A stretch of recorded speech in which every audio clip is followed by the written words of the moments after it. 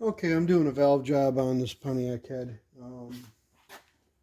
and I'm using stones on this particular job. And I do have a seat and guide machine, and I could go in there and do a complete profile. But these heads, they've had a lot of valve jobs on them, and with stones, I can kind of move things around a little bit better. When you set up the 3D system, I've got the 3D system on the seat and guide machine. Um, that kind of you go down as far as you go down to clean up everything, and with this one I can move everything around a little bit. I've had a few people ask me, now this isn't obviously somebody that does this for a living knows all about this, and I'm most certainly it could be very controversial. I use a little bit of lapping compound, and I don't use lapping compound to do anything other than find out where my 45 or my 30 degree or whatever valve angle I have. A lot of times, if I'm using beryllium seats, I won't lap them.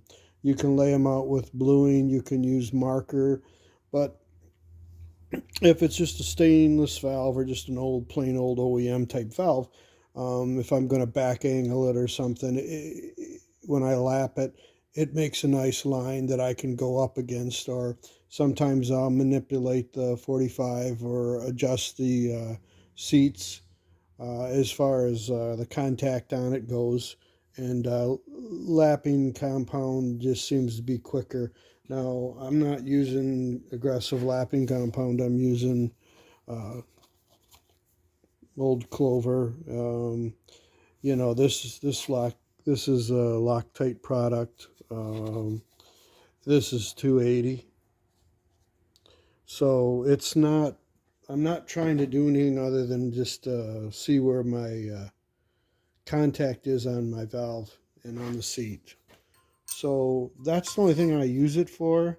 Occasionally, when I use the seat and guide machine, sometimes if the seats are really gnarly, like say an old aluminum Chevrolet uh, snowflake head, some of them seats just don't really cut great. So sometimes if you play around with them, you can get a decent finish on them. And sometimes I'll just go over them with a little bit of lapping compound just to smooth them up a little bit. Um, but these are all stoned, and there's really no reason to lap these.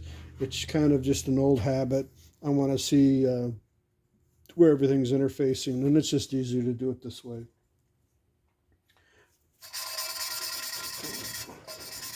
So I put a little lapping compound on the valve, and then I lapped it.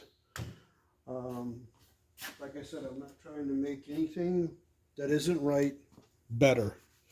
I just want to see where my valve is hitting on the seat, and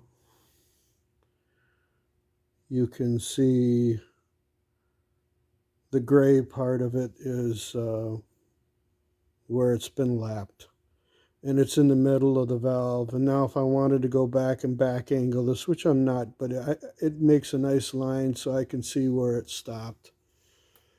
A lot of guys don't believe in this, and it's kind of an old habit, and I'd use it. It's easy to do. It only takes a second, um, and then I know exactly where it is at. Like I said, on beryllium and titanium, I don't lap them. I use a marker and I just spin the valve. But I got in the habit of doing this a long time ago, and I still do it. And like I said, I don't try to, if something ain't seating or interfacing right with the seat to the valve, I'm not trying to make something work that isn't right to begin with. But I just thought to make a little video and explain lapping. If somebody doesn't understand it, you can see that the finish on these is really quite good. There's absolutely no reason to lap these. It's just I want to be able to look at them all, and what I'll do is I'll where the 45 is on this. Obviously, there's a 30 on the Pontiac on the intake. But after I lap them all, I'll look at them all, and if one's a little bit narrower, I'll just touch it with the stone. So that kind of helps me. I like to get my valve faces as close uh, as possible, and lapping kind of helps when you know your eyes, as you get a little bit older, it kind of definitely shows up things. So, but I know some guys don't believe in it, and I still do it on some stuff. So it has a place, and and another thing is too is you really got to make sure you get all the grit off of these. You definitely want to wipe them down with lacquer thinner, the valves as well. You don't want no lapping compound on anything. As a running engine, you'll have a lot of problems. So that's my explanation on lapping valves. Like I said, guys that do this every day, they know all about this, and it's nothing new. But if somebody's interested in wanting to know, well, that's kind of the way I see it.